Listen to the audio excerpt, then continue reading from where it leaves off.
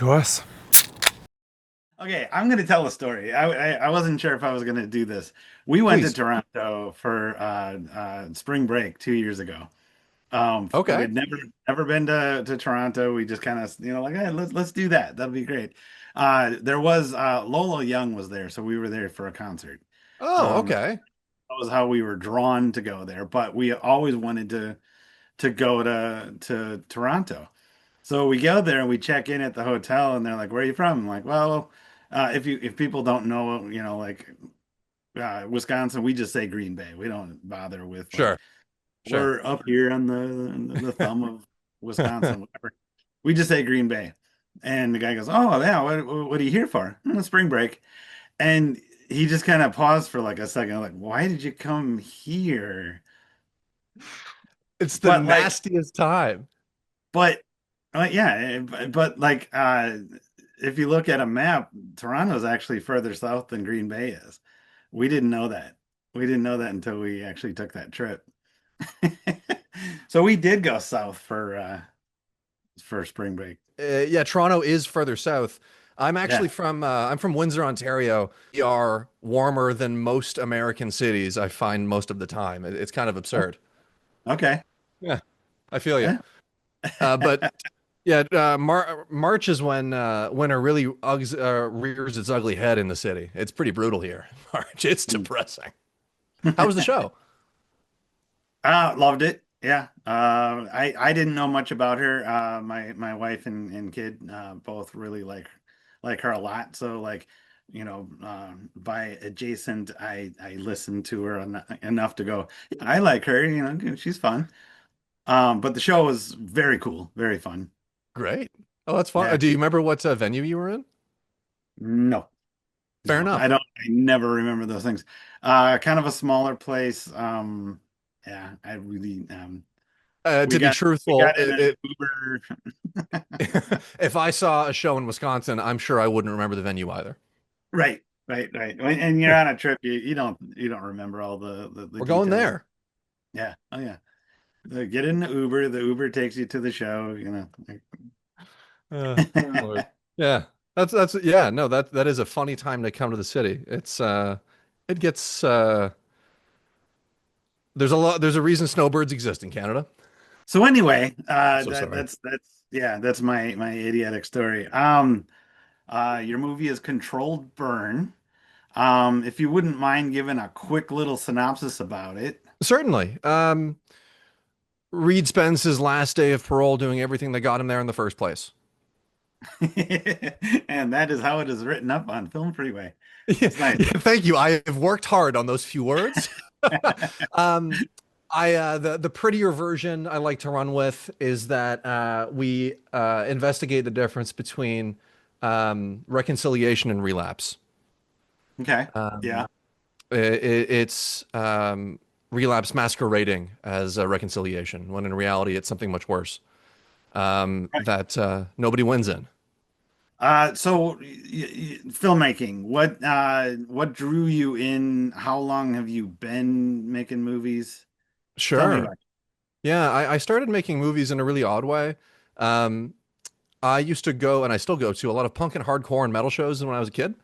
it. And I noticed that nobody was ever filming those shows, and all of the shows were really indie. There was a lot. What was interesting is that Windsor had a lot of bands that would come to Detroit, and then they would just pop over to Windsor for a bit, just the next day.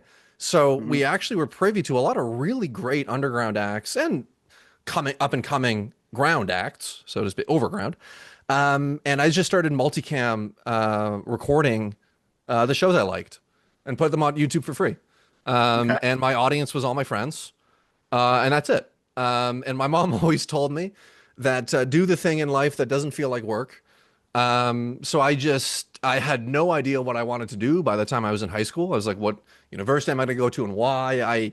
Like every teenager did, I flew through like 25 different potential vocations.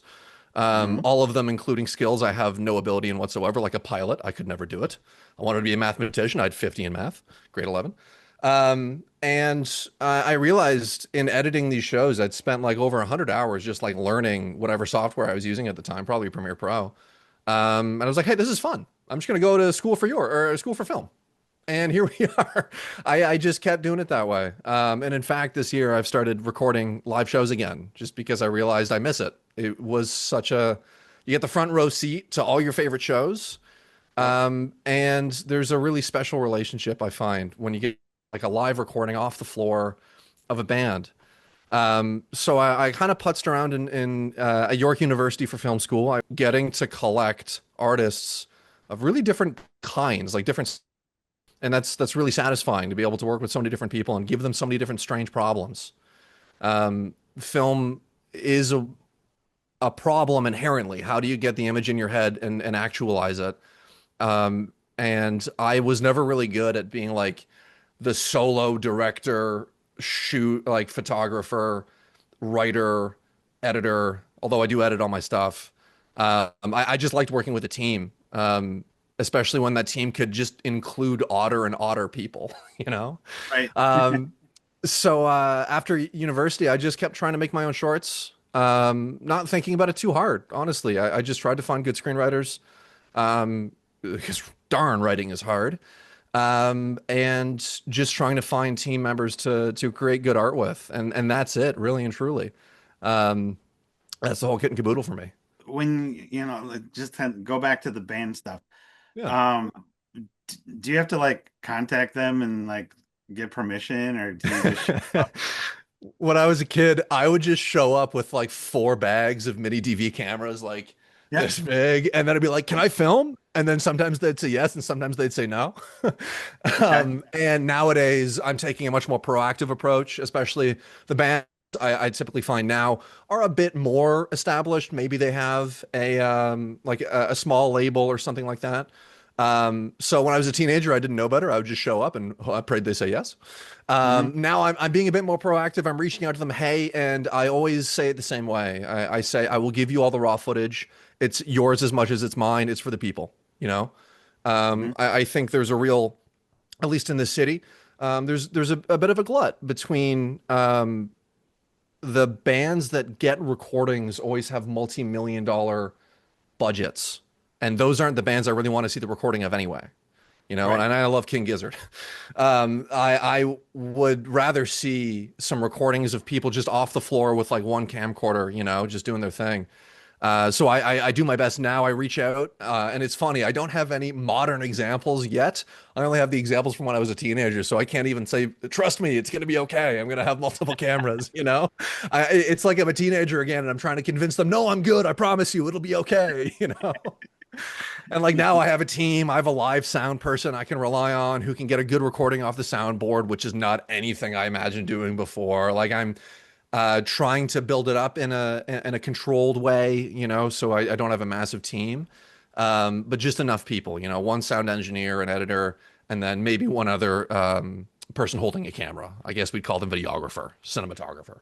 Sure. But I try to keep it so small. And I try to aim for bands that I know would very likely never have a live recording anyway, you know, because those Hmm. are the bands that need it the most, and those are the bands that are the most rewarding to film for, you know.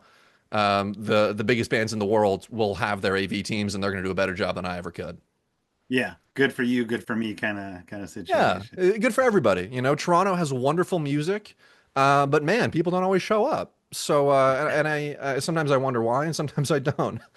So Yeah. I feel like I just want to do what I can to promote small indie acts because those are the reasons. Like that kind of show is live music for me. You know, like swinging off rafters in a basement.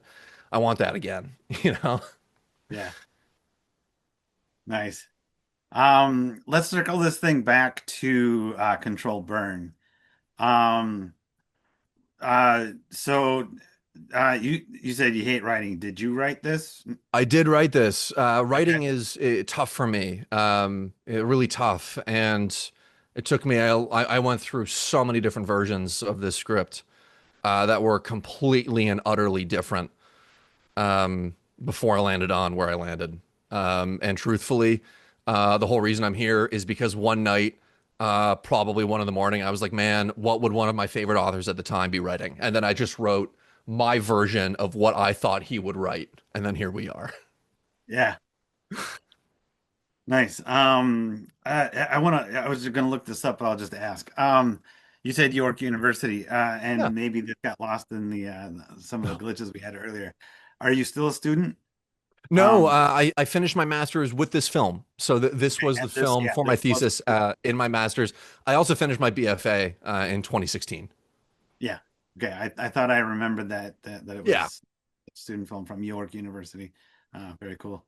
Um, yeah, great film. I love both characters that in the car. Like just um, there's a lot of just the you can tell there's a long history. I felt a long history with these two people, and that was that their those first on-screen performance together. yeah, probably almost always, but like they pulled it off very well.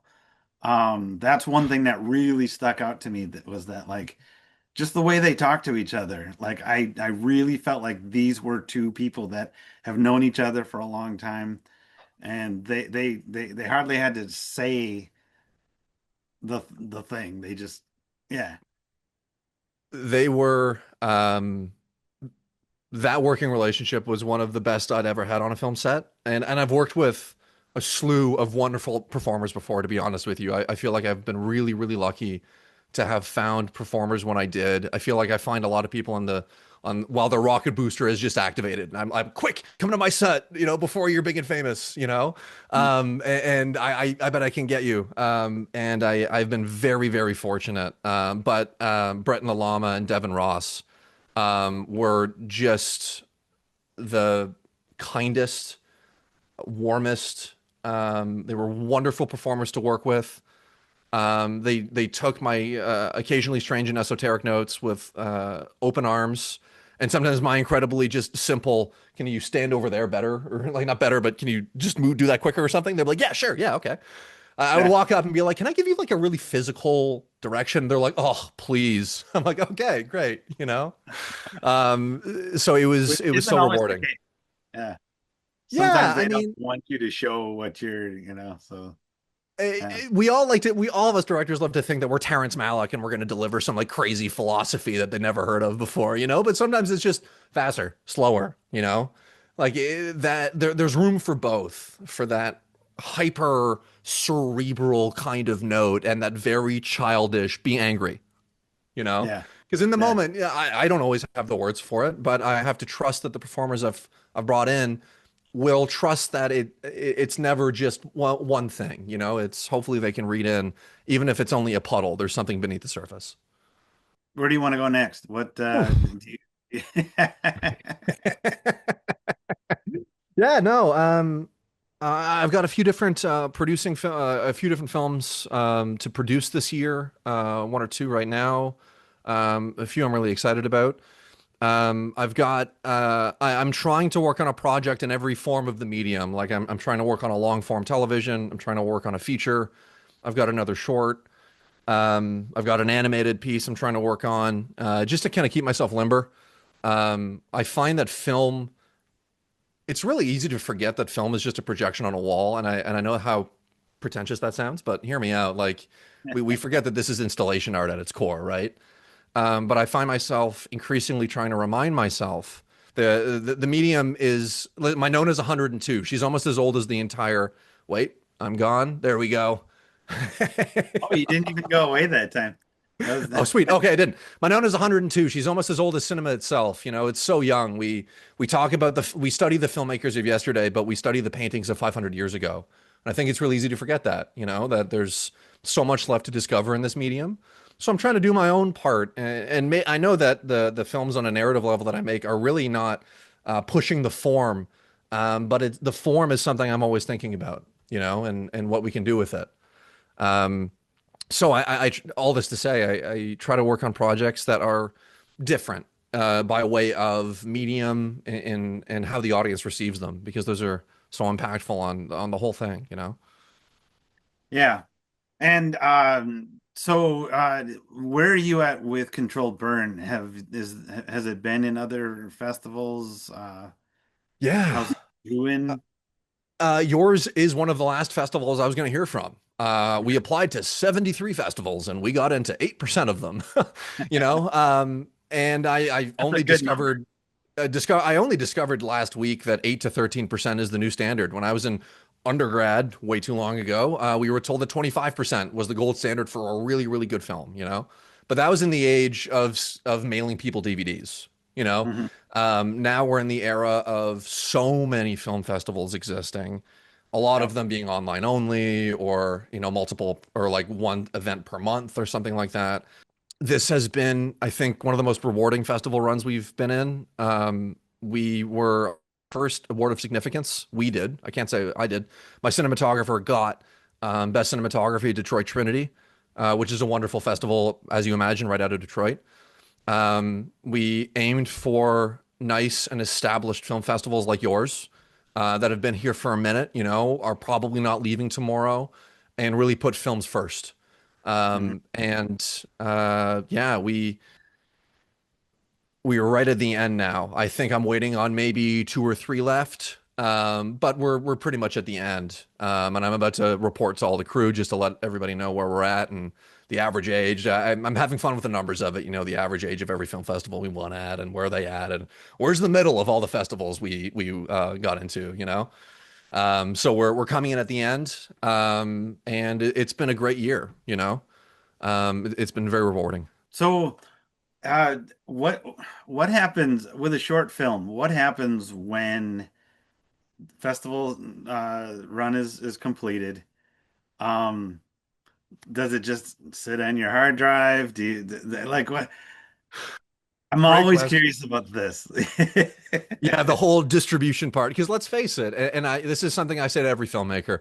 The only people who watch short films are, generally speaking, other filmmakers or their parents. So what do you do with that piece of art, you know, that isn't really commercialized in the same way that the rest of cinema has been? Nowadays, I feel like there's more and more opportunities to have it distributed. I know Mubi is one of those. You know, I never heard about Mubi before I got into my MFA, and all of a sudden everybody had a Mubi bag or like a T-shirt or something. I'm like, what am I missing out on? I'll go down the route of like kind of independent distribution just to see what we can get. Mhm. In Canada, CBC Gem is always a wonderful outlet. So I'll see if I can go for there. I do. I think I swear once or twice, so I don't know if I qualify. I'll have to look into that. It sits on my Vimeo. I like to remind people that it's there, but for me, I just try to focus on the next piece of work. Yeah. Um, I mean, it I is a find, public art, and yeah, yeah. you know, and move on in the best way possible. You know, I've told people many times that if I had to do it all over again, I would, but I wouldn't do it twice. You know, I made this film. I don't need to make that film again. We use the acceptances for festivals that we got before to hopefully get us into more for the next one. You know. Yeah. Um, and just try to go from there. It's really tempting to hold on to what you've done forever, and I've done that, you know. Other films, I have a film that only got into one festival out of the 45 I applied to, you know. And that's just the way that it goes. You know, I feel like I understand why I didn't get around, and okay, sweet, you know, make another one, see what happens, and go from there. Right. Nowadays, I'm really trying to aim towards more producing, just because I realize it's the best way to practice directing without directing. You Hmm. know, finding somebody's project, falling in love with it, getting obsessed about it with them, and doing everything you frickin' can to make it happen so that that director gets all the attention they deserve. And I find it's just as rewarding. Yeah. Yeah. And to kind of go back on the like w with film festivals, being the director of a festival, and like it's me and two other guys watching the movies, and um, we're watching all year round.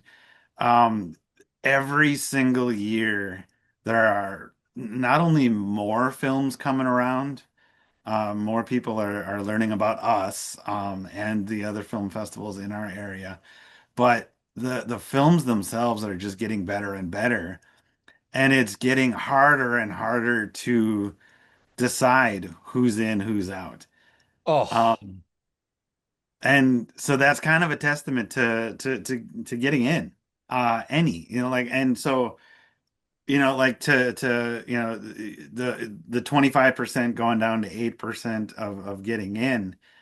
Um, it's not, it's never about, well, no, sometimes it is about whether or not the movies. But you can't, yeah, you can't hold on to the rejections that much. Because there's a lot going on in film.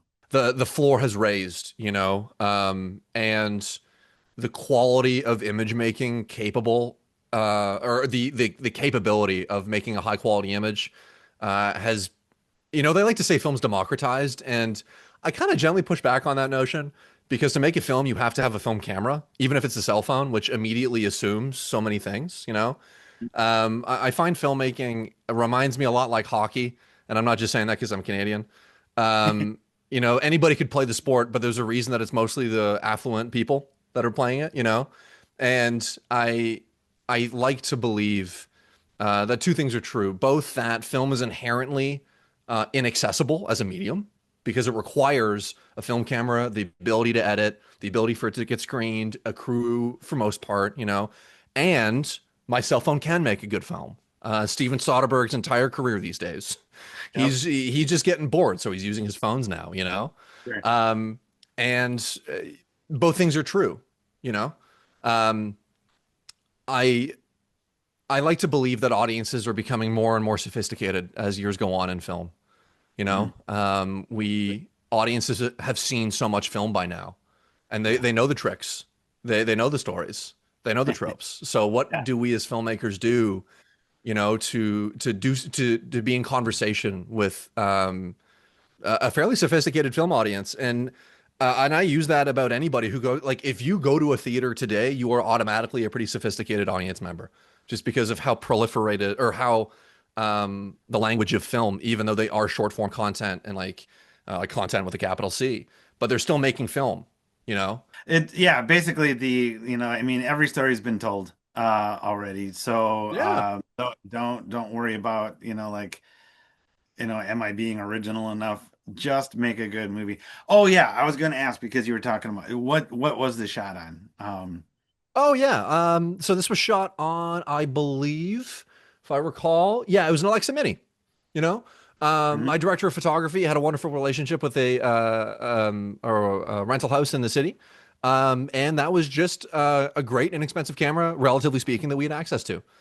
Generally speaking, I like to use the F55, Sony F55. It's kind of a weird dark horse, but nobody ever rents it, so I get it for dirt cheap, which is normally why I end up using it.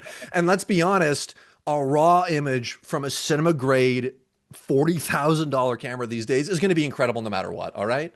Mhm. I've got I have a Blackmagic Ursa in the closet. That thing shooting raw is still an incredible image. It's cameras these days. If you're renting an actual cinema camera, no, almost no matter what it is, it's going to be a good time. So we shot on it, Alexa Mini with Cook S4s. Yeah, so yeah, honestly, I mean, the movie looks great, sounds great, the lighting was great. I can't even find a better word than great. I really, really like this one a lot. Thank you, truly. Yeah, it's Oh, been it's been wonderful talking to you about this. thank you very much. So thank you for submitting. Oh, Please keep us on your radar. I Um, will be submitting my next films to you, and I'm incredibly grateful for the opportunity to screen. Truly, I wish I could make it out there, but the border security at the U.S. creeps me out a bit. So maybe in a few years, but in, we will yeah. absolutely be a familiar face, I hope. And thank you so much for the acceptance. Truly, All right. Yeah. Thank you again. Yeah. Right now, not a good time for travel, but in the keep future. yeah, keep an eye on us, and we'll keep an eye on you. Thank you very much for your time. I really appreciate it. All right. Good to meet you. You as well.